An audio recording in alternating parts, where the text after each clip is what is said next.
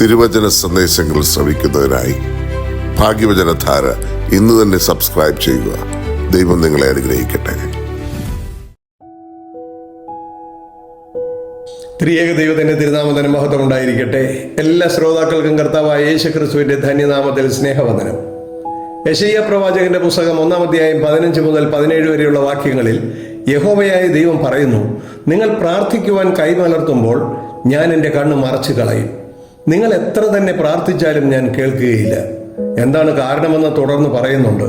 നിങ്ങളുടെ കൈ രക്തം കൊണ്ട് നിറഞ്ഞിരിക്കുന്നു. നിങ്ങളെ കഴുകി വെടിപ്പാക്കുവീൻ. നിങ്ങളുടെ പ്രവൃത്തികളുടെ ദോഷത്തെ എൻ്റെ കൺമുമ്പിൽ നിന്ന് നീക്കിക്കളവീൻ. തിന്മ ചെയ്യുന്നത് മതിയാക്കുവീൻ. നന്മ ചെയ്യുവാൻ പഠിപ്പീൻ. ന്യായം അന്വേഷിപ്പീൻ. പീഡിപ്പിക്കുന്നവനെ നേർവഴിക്കാക്കുവീൻ. അനാഥന് ന്യായം നടത്തി കൊടുപ്പീൻ. വിധവയ്ക്ക് വേണ്ടി വ്യവഹരിപ്പീൻ. പ്രിയമുള്ളവരെ, രക്തം കൊണ്ട് നിറഞ്ഞിരിക്കുന്ന നമ്മുടെ കരങ്ങൾ എങ്ങനെയാണ് കഴുകി വെടിപ്പാക്കേണ്ടത് എന്ന് യഹോവയായ ദൈവം യെശയ്യാ പ്രവാചകന്റെ പുസ്തകം 58-ാം അധ്യായം 6-ാമത്തെ വാക്യത്തിലൂടെ 4 കാര്യങ്ങളാണ് നമ്മെ ബോധ്യപ്പെടുത്തുന്നത്. വലിയ നോമ്പിൻ്റെ ഈ കാലഘട്ടത്തിൽ അത് ഏതെല്ലാമാണ് എന്ന് നോക്കാം. 1. അന്യായമായ ബന്ധനങ്ങളെ അഴിക്കുക.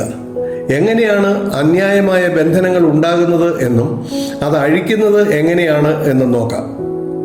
നമ്മുടെ ഇതുവരെയുള്ള ജീവിതത്തിൽ നമ്മൾ ഇടപെട്ടിട്ടുള്ള ആരിൽ നിന്നെങ്കിലും, അത് മാതാപിതാക്കളോ സഹോദരീ സഹോദരങ്ങളോ സുഹൃത്തുക്കളോ അധ്യാപകരോ ബന്ധുമിത്രാദികളോ, നമ്മുടെ നന്മയ്ക്ക് വേണ്ടി ആയിരിക്കാം അവർ പറഞ്ഞിട്ടുള്ളത്.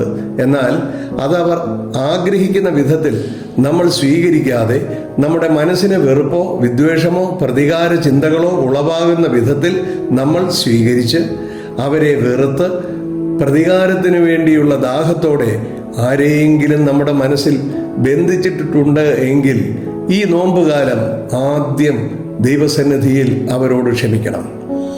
നമ്മുടെ തെറ്റുകൾ നമ്മൾ മനസ്സിലാക്കി അവർക്ക് മാപ്പ് കൊടുക്കണം.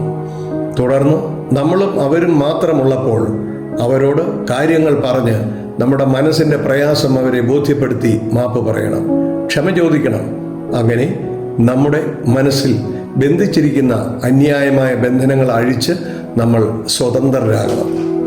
2-ാമതായി പറയുന്നു, നുകത്തിൻ്റെ അമിക്കയറുകളെ അഴിക്കണം എന്ന്. നുകം എന്താണ് എന്ന് നമുക്കറിയാം. പഴയകാലത്ത് കൃഷിക്കാർ കൃഷിയിടങ്ങൾ ഉഴുതുമറിച്ച് കൃഷിക്ക് യോഗ്യമാകുവാൻ ഉപയോഗിച്ചിരുന്നത് കാളകളെയോ കന്നുകളെയോ ആയിരുന്നു. 2 കാളകളുടെ കഴുത്തിൽ വയ്ക്കുന്ന നീളമുള്ള ഒരു മരക്കഷ്ണമാണ് നുകം. ആ മരക്കഷ്ണത്തിൻ്റെ 2 അഗ്രഭാഗങ്ങളിലും 2 ദ്വാരങ്ങൾ വീതമുണ്ടായിരിക്കും. മരക്കഷ്ണം കാളയുടെ കഴുത്തിൽ വെച്ച് ആ ദ്വാരങ്ങളിലൂടെ ഓരോ മരക്കമ്പുകൾ കയറ്റി കാളയുടെ കഴുത്ത് ലോക്ക് ചെയ്യും.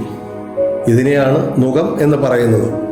കാളകളുടെ കഴുത്തിൽ നുകം വെച്ചാൽ പിന്നെ അതിൻ്റെ സ്വാതന്ത്ര്യം നഷ്ടപ്പെട്ടു. നുകം വെച്ച വ്യക്തിയാണ് പിന്നെ കാളകളുടെ യജമാനൻ. തുടർന്ന് യജമാനൻ പറയുന്നത് പോലെ മാത്രമേ കാളകൾക്ക് പ്രവർത്തിക്കുവാൻ കഴിയൂ. നുകത്തിലേക്ക് കലപ്പ ഫിറ്റ് ചെയ്താൽ ഉറഞ്ഞു കിടക്കുന്ന കൃഷിയിടങ്ങൾ ഉഴുതുമറിച്ച് കൃഷിക്ക് യോഗ്യമാക്കാം. എന്നാൽ നുകത്തിലേക്ക് വണ്ടി ഫിറ്റ് ചെയ്താൽ ഭാരങ്ങൾ കൊണ്ടുപോകാം. സവാരി വണ്ടി ഫിറ്റ് ചെയ്താൽ യാത്രയ്ക്കും ഉപകരിക്കാം.